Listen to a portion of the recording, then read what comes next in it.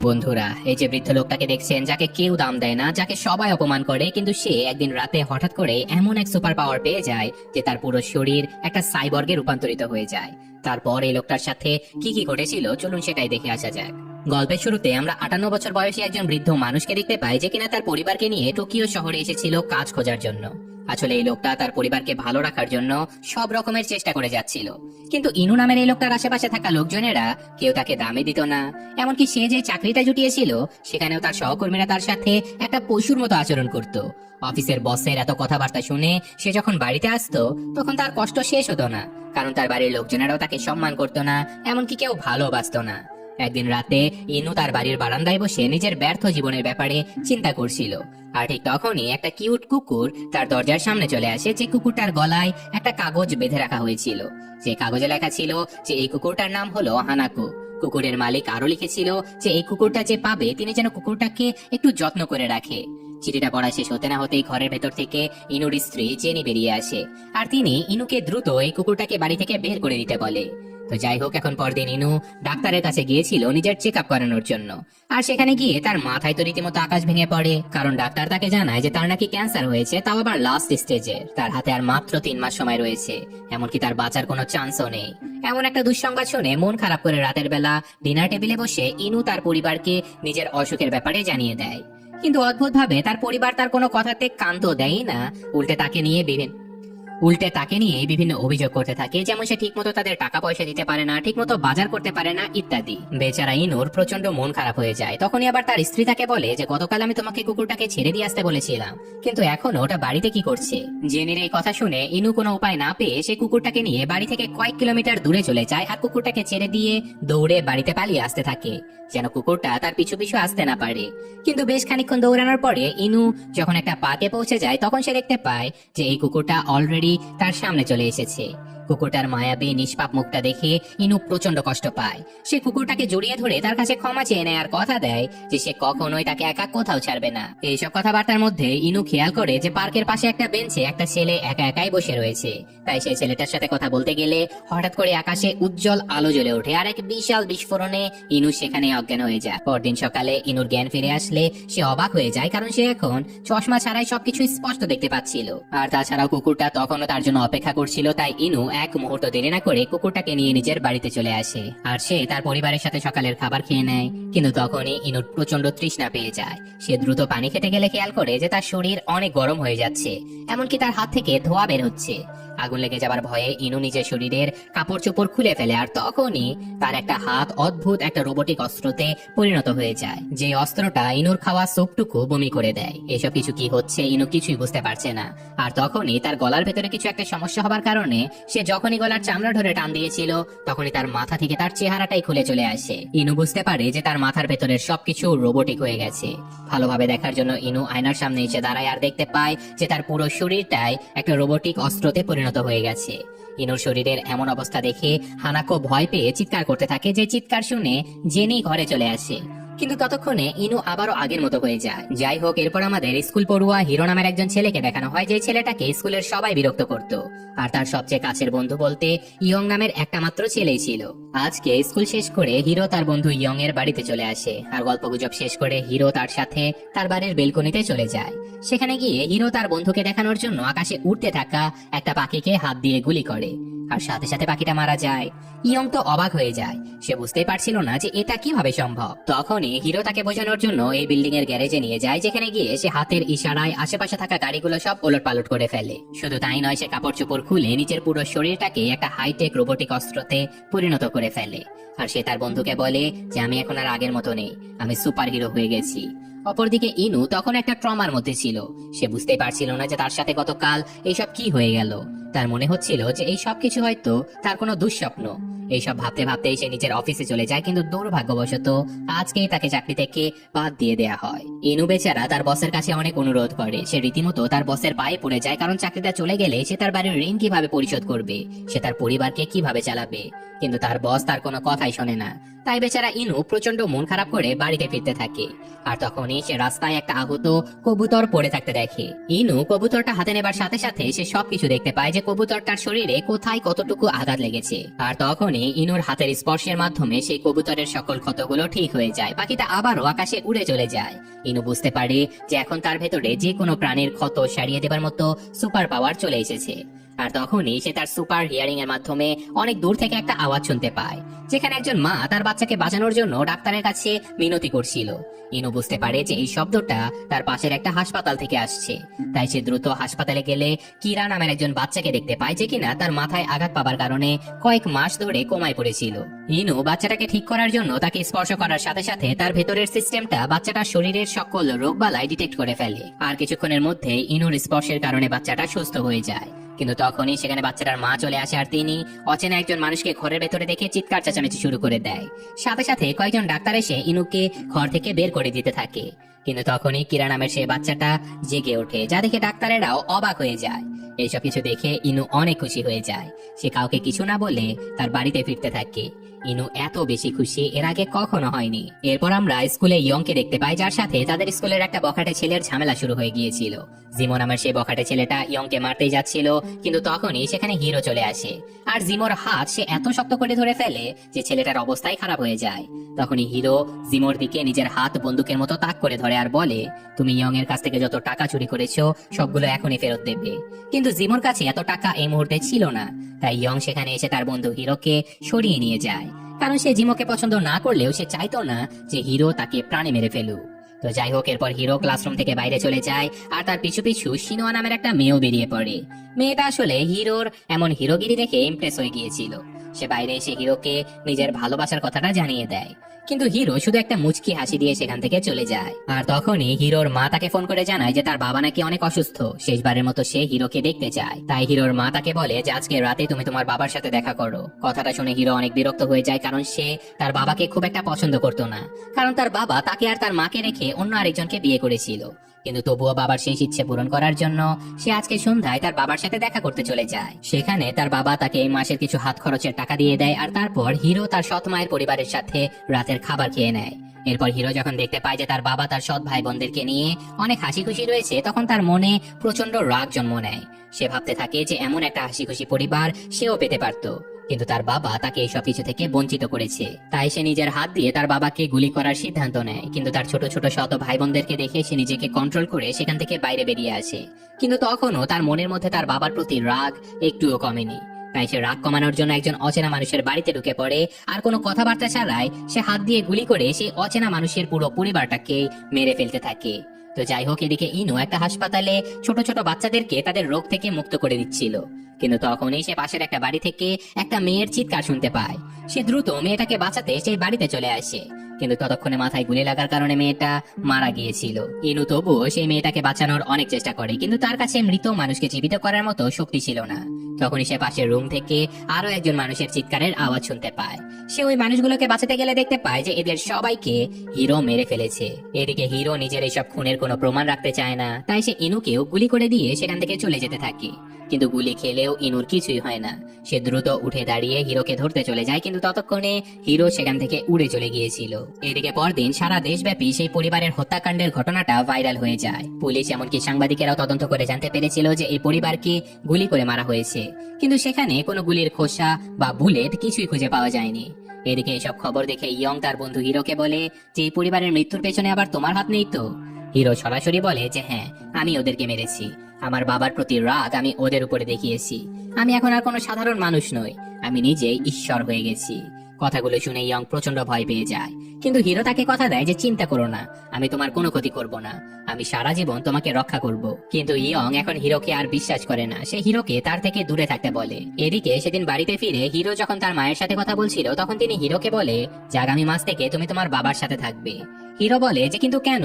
আমি অসুস্থ লোকটার সাথে থেকে ওনাকে ঝামেলাতে ফেলতে চাই না।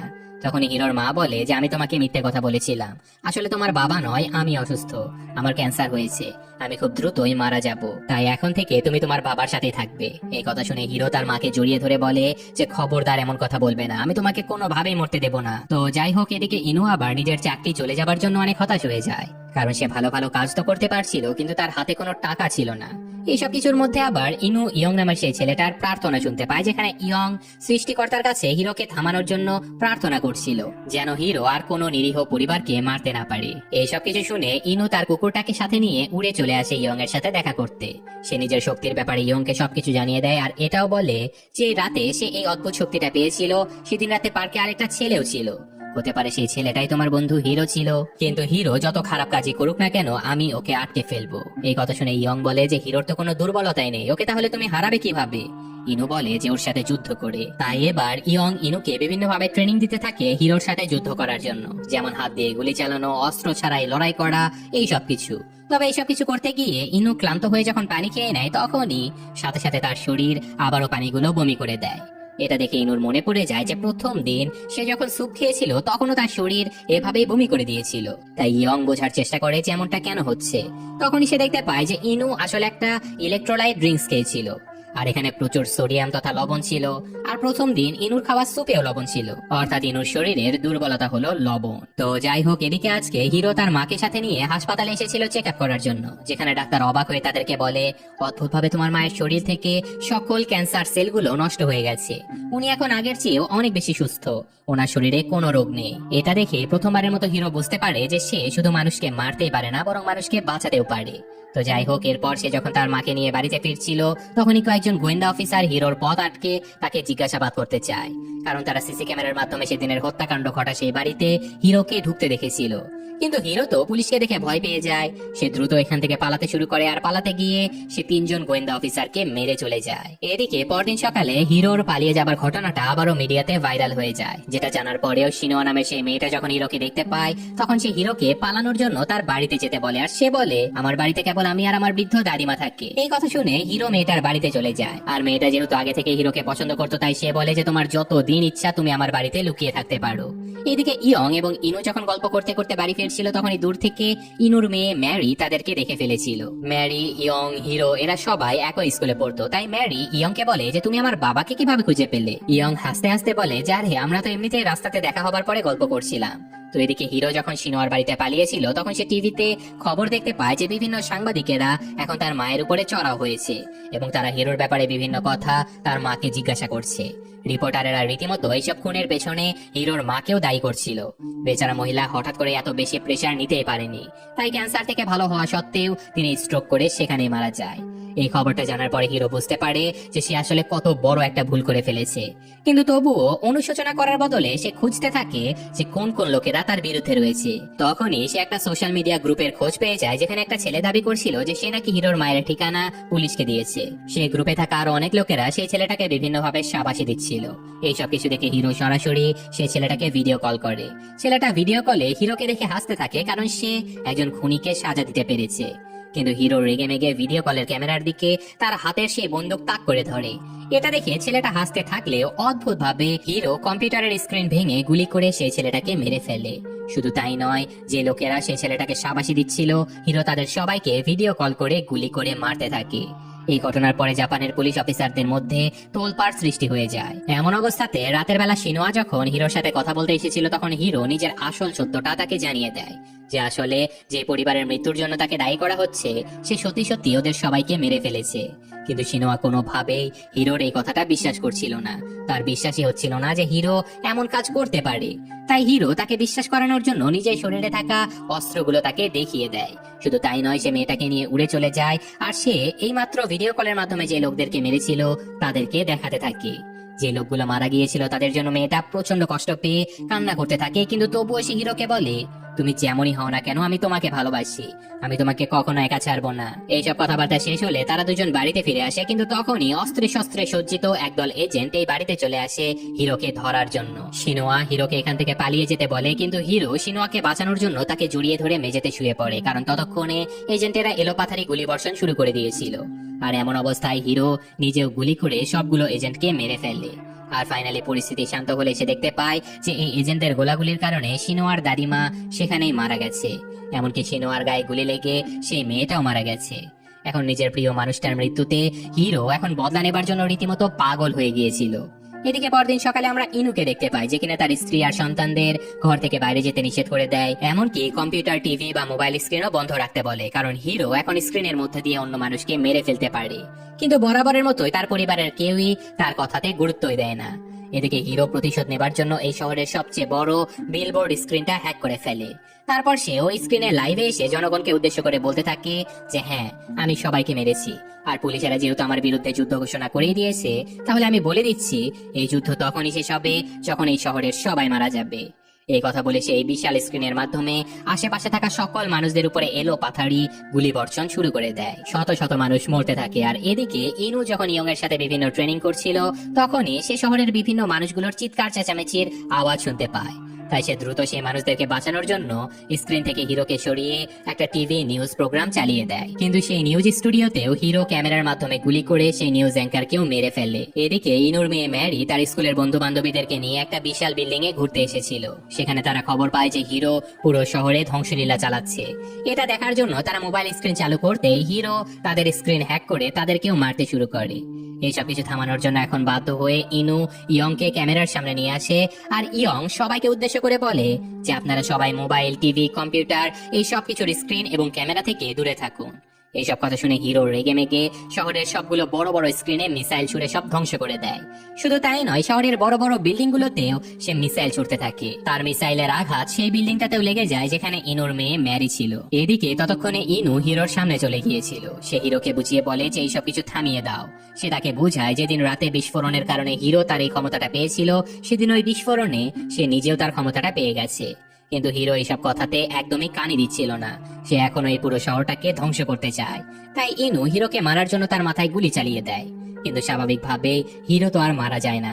তাই তাদের দুজনের মাঝে ভয়ঙ্কর লড়াই শুরু হয়ে যায়। লড়াইয়ের এক পর্যায়ে ইনু তার মেয়ে ম্যারির চিৎকারের আওয়াজ শুনতে পায়। সে যখন ম্যারিকে বাঁচাতে যাচ্ছিল, তখনই পেছন থেকে হিরো এসে ইনুকে এক ভয়ঙ্কর আঘাত করে। এরপর হিরো একটা নিউজ হেলিকপ্টার ধ্বংস করার চেষ্টা করে, কিন্তু ইনু কোনো রকমে সেই হেলিকপ্টারের ভেতরের লোকটাকে বাঁচিয়ে নিয়ে আসে। কিন্তু তবুও শেষ রক্ষা হয় না, কারণ পেছন থেকে হিরো গুলি করে সেই লোকটাকে মেরে ফেলে। এরপর হিরো ইনুকে বলে যে তুমি আমার সাথে লড়াই করে জিততে পারবে না, এর চেয়ে ভালো তুমি আমার দলে চলে আসো। এটা বলে সে ক্লান্তি দূর করার জন্য পানি খেতে যাচ্ছিল, কিন্তু তখন ইনু গুলি করে সে পানির বোতলটাকে নষ্ট করে দেয় এবং তার দিকে একটা ইলেকট্রোলাইট ড্রিঙ্কস এগিয়ে দেয়, যেটা খেয়ে হিরোর শরীরে অনেক সমস্যা শুরু হয়। এই সুযোগে ইনু তার মেয়েকে বাঁচানোর জন্য যখন দৌড়ে যেতে থাকে, তখন পেছন থেকে আবারও হিরো তাকে ধরার চেষ্টা করে। আর এবার তারা একে অপরের সাথে লড়াই করতে করতে রীতিমতো মহাশূন্যে পৌঁছে গিয়েছিল। আর সেখানে লড়াই করতে গিয়ে হিরো যখন ইনুকে প্রায় মারতে যাচ্ছিল, তখনই তার শরীরের ভেতরে থাকা সেই লবণ পানিগুলো জমাট বেঁধে তার শরীরের ভেতরের মেশিনগুলো কাজ করা বন্ধ করে দেয়। এই সুযোগে ইনু এক ভয়ঙ্কর মিসাইল হামলা করে হিরোকে হারিয়ে দিয়ে আবারও পৃথিবীতে ফিরে আসে তার মেয়েকে বাঁচানোর জন্য। কিন্তু ততক্ষণে দুর্ভাগ্যবশত তার মেয়ে মারা গিয়েছিল। তাই ইনু দ্রুত সিপিআর দিয়ে তার মেয়ের হার্টবিট ফিরিয়ে আনার চেষ্টা করে। আর সৌভাগ্যবশত মেয়েটা আবারও নিঃশ্বাস নিতে শুরু করে। তাই সাথে সাথে ইনু নিজের সুপার পাওয়ারের মাধ্যমে তার মেয়েকে আবারও সুস্থ করে ফেলে। সে তার মেয়েকে বুকে জড়িয়ে ধরে, কিন্তু তখনই সেখানে হিরো চলে আসে আর সে ইনুকে নির্মম ভাবে মারতে থাকে। শুধু তাই নয়, হিরো এই বিল্ডিং এর ভেতরে বেঁচে থাকা বাকি মানুষগুলোকে খুঁজে খুঁজে মারতে থাকে। আর ফাইনালি সে যখন ম্যারিকে মারতে যাচ্ছিল, তখনই ইনু হিরোর উপরে হামলা করে দেয়। কিন্তু ততক্ষণে একটা গুলি ম্যারির গায়ে লেগে গিয়েছিল। ইনু প্রাণপণ চেষ্টা করছিল তার মেয়ে বেঁচে থাকতে থাকতে তাকে সুস্থ করে দিতে, কিন্তু হিরো কোনোভাবেই ইনুকে তার মেয়ের কাছে যেতেই দিচ্ছিল না।